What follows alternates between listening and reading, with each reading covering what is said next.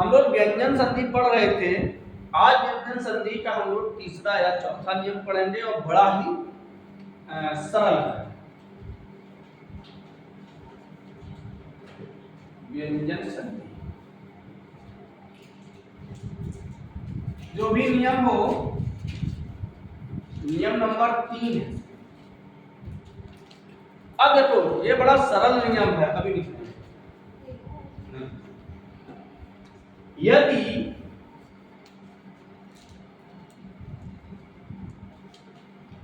किसी स्वर के बाद, यदि किसी स्वर के बाद छा आता है, क्या आता है? छा। यदि किसी स्वर के बाद छा आता है तो छा वर्ण आता है तो, चलो बड़े ध्यान से, तो स्वर धन छा बराबर चट हो जाता है।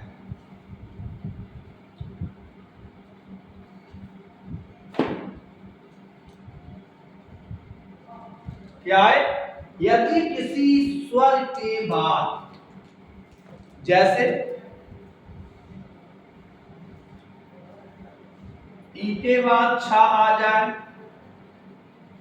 तो चच होता है, ऊ के बाद छा आ जाए तो चच बनता है, आ के बाद छा आ जाए तो चच बनता है। मतलब यदि इधर पहले वर्ण में क्या हो, कोई स्वर हो, और स्वर से जब किसी स्वर का जब वर्ण से मेल हो तो एक चट शब्द बनता है। अगर यहां ता आ जाए तो नहीं बनेगा, था आ जाए तो नहीं बनेगा, क्या हो? केवल छा हो, छा छा का। जैसे परिधन छे, क्या करना है? आपको कुछ नहीं करना है, परिच्छेद। अनुदान छेद, क्या होगा? अनुच्छेद। ये आएगा ना, स्याही थोड़ी सी कम हो गई।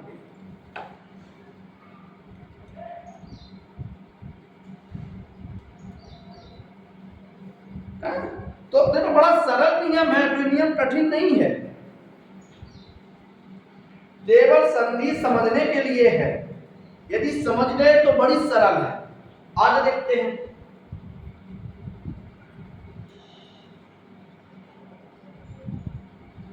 आदन छादन। अब आगे बाद क्या आया? छा आया, तो बनना क्या है? छा, चच बनना है, तो आ छा दन। ये चाटा आदेश मतलब सीधा है स्वर, तो छाटे पास चाचा हमें चा बनाना है, आधा। क्या बनाना है? आधा चा बनाना है। जैसे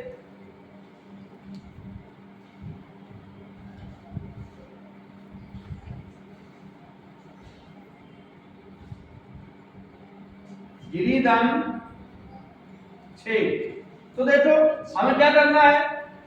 छाटे पहले चा, गिर छे, विधन छेद,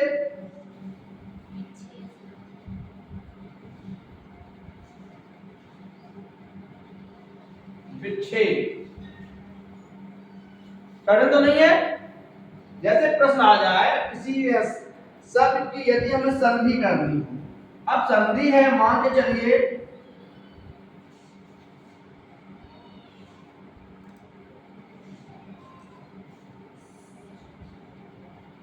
सालाच्छद लिखा है, सालाच्छद, सालाच्छदन है, सालाच्छदन। तो अब हमें क्या करना है कि ये चट क्या बनेगा, यहाँ पे पहले कोई स्वर होगा या छा होगा, तो शब्द होगा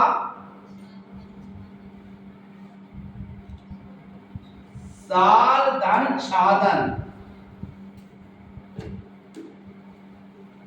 जैसे एक और देखें,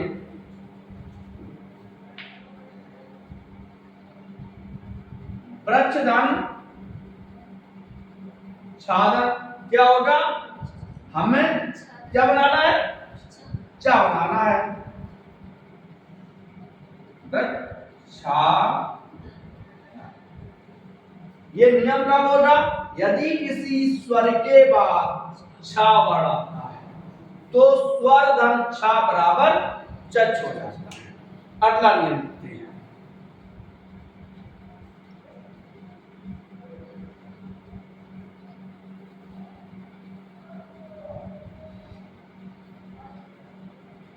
नियम नंबर 4, नियम नंबर, इसमें क्या है कि यदि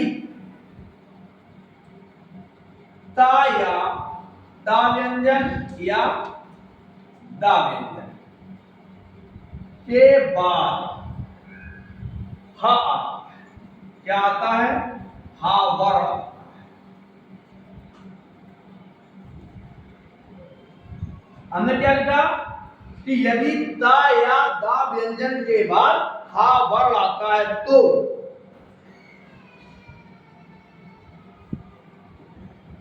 ता धन हा, अब क्या बनेगा, दा में धा, यानी सीधा सीधा धा, हलंत वाला, क्या बनेगा, हलंत वाला, ता धन धा। जैसे अब ये बनता कैसे है, तो आप इस प्रकार बनाओगे,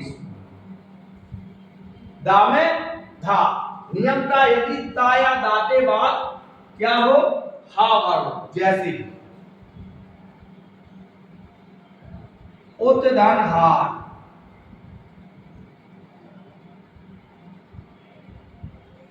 उद्धार बड़ुआ है, उद्दान हरण, उद्धरण,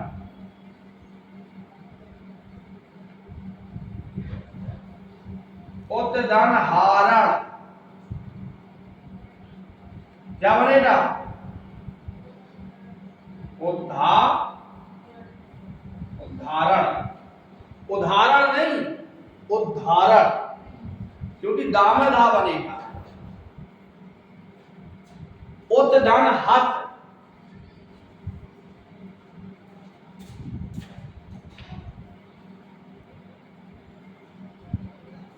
उद्दान हत, क्या बनेगा, उद्धत, उद्धत। समझ आ रहा है, चलो अगला नियम लिखते हैं।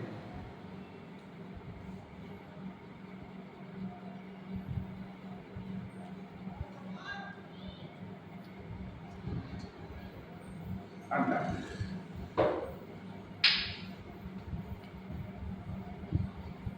जो भी हो, यदि ता व्यंजन के साथ कोई स्वर, क्या हो, यदि ता व्यंजन के साथ कोई स्वर हो,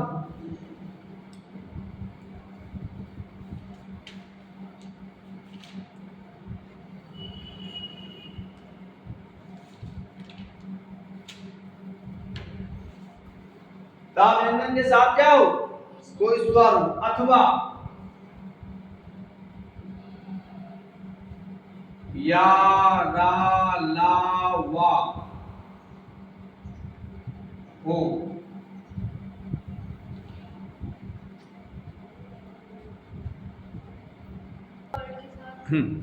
हो, अथवा डा ढा बा भा और क्या है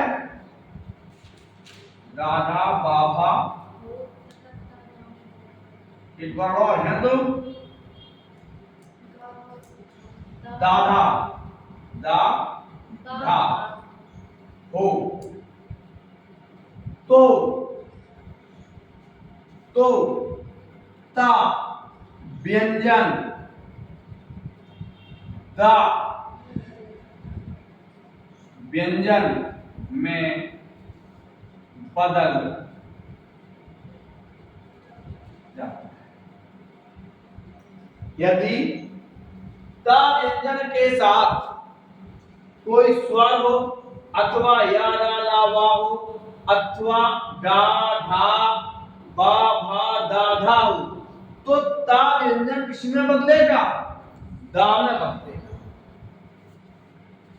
किसमें बदलेगा जैसे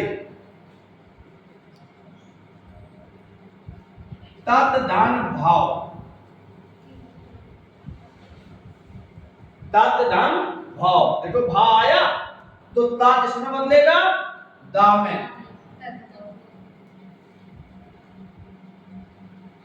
तद्भाव।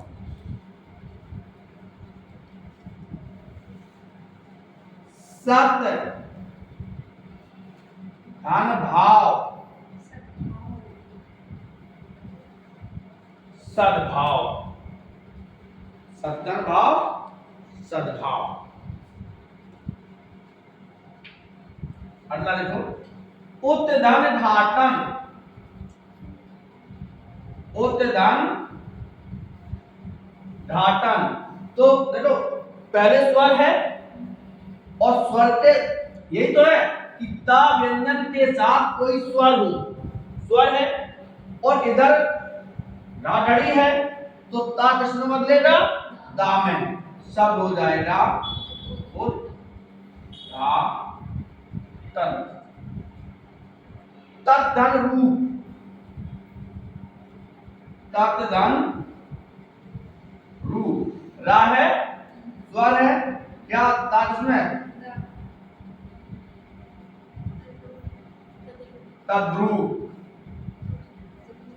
हाँ तद्रूप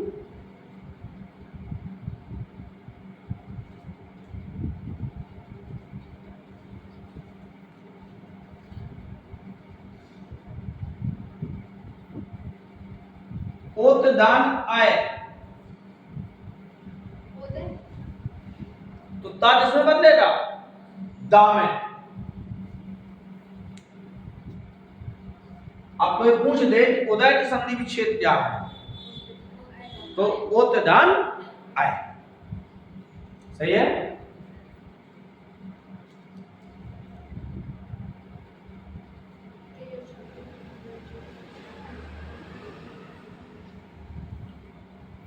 उद्गम की संधि विच्छेद क्या होती तो देखो सीधा सीधा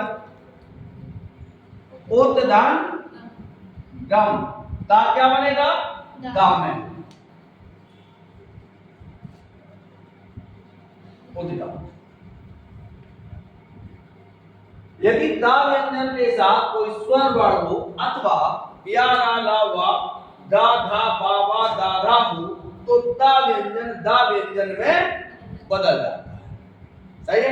अब एक जगह जैसे उत्तधन आए तो यहां पे देखो ये क्या है स्वर है और ता है इसलिए दा पूरा हुआ है। जैसे एक और उदाहरण देखते हैं